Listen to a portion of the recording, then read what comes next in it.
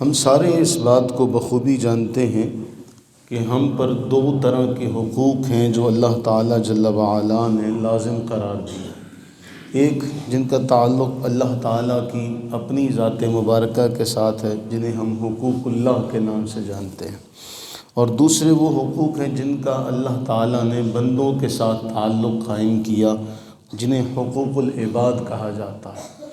اور ان میں کوئی تقابل نہیں ہے، لیکن اللہ تعالیٰ جل وعلا نے حقوق العباد کا درجہ اتنا بڑھایا، اور اس لیے بھی کہ ایک شخص نماز پڑھ رہا ہے، روزہ رکھ رہا ہے، زکوٰۃ دے رہا ہے، اس ساری کی ساری نیکی کا تعلق اس کی اپنی ذات کے ساتھ ہے۔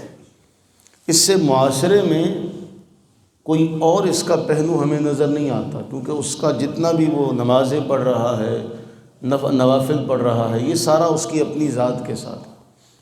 لیکن اسلام یہ چاہتا ہے کہ ایک بندہ اپنی بھلائی کے ساتھ ساتھ جس معاشرے میں وہ رہ رہا ہے، اس معاشرے کی بھی بھلائی کا خیال کرے، اس معاشرے کی فلاح کا خیال کرے۔ اس لیے ایک جملہ نبی صلی اللہ علیہ وسلم کا بہت اہم ہے، یہ مسند احمد کے اندر بھی ہے، سنن ابو داؤد کے اندر بھی ہے، اور جامع ترمذی کے اندر بھی ہے۔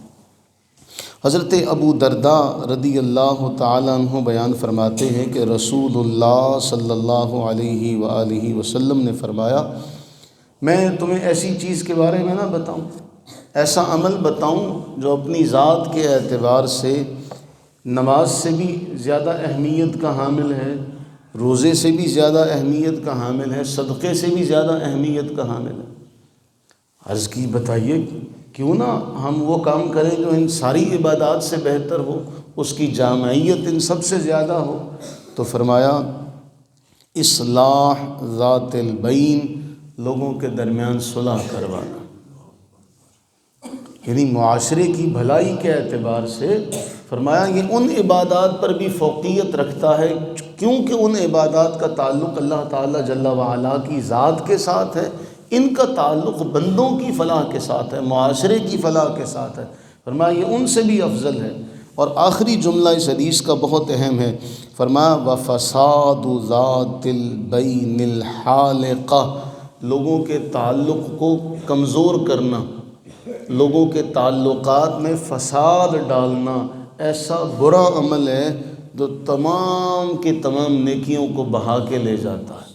نمازیں بھی چلی جاتی ہیں، روزہ بھی چلا جاتا ہے، صدقات و خیرات کا ثواب بھی چلا جاتا ہے۔ کس عمل کی بنا پہ؟ اس نے لوگوں کے درمیان پھوٹ ڈالی۔ اس لیے فرمایا کہ لوگوں کے درمیان تعلق قائم کرنا تو تمہاری ان عبادات سے بھی افضل ہے، اور لوگوں کے درمیان پھوٹ ڈالنا، لوگوں کے درمیان فساد ڈالنا، اور ایک میں ہے کہ یہ جو برباد کرنا ہے نا، اس کا ایک جملہ فرمایا تھا مونڈنا، کہ یہ جو لوگوں کے درمیان فساد ہے نا، یہ مونڈ دیتا ہے۔ تو پھر فرمایا مونڈنے سے مراد بال مونڈنا نہیں ہے، بال کی صفائی کرنا نہیں ہے، بلکہ فرمایا یہ دین ہی کا صفایا کر دیتا۔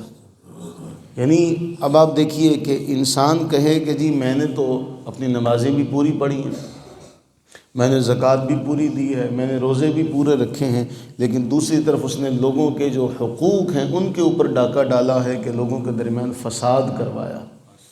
اس کو اس حدیث سے ملائیے تو بات بالکل واضح ہو جائے گی کہ نبی صلی اللہ علیہ وآلہ وبارک وسلم نے فرمایا کہ مفلس جانتے ہو کون ہوتا؟ اتدرون مل مفلس؟ عرض کی جس کے پاس مال نہیں ہے؟ فرمایا نہیں، یہ مفلس نہیں ہوتا۔ مفلس کون ہوگا؟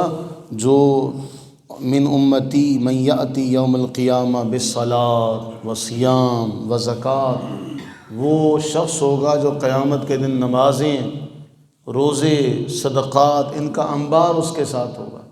لیکن جب وہ یہ سب معاملہ لے کے آئے گا تو پھر اللہ کے نبی علیہ السلام نے فرمایا وہ کیا کر کے آیا ہوگا؟ کسی کو گالی دے کر آیا ہوگا، کسی کو گالی دے کر آیا ہوگا، کسی پر بہتان لگا کر آیا ہوگا، کسی کا مال کھا کر آیا ہوگا، کسی کا خون بہا کر آیا ہوگا۔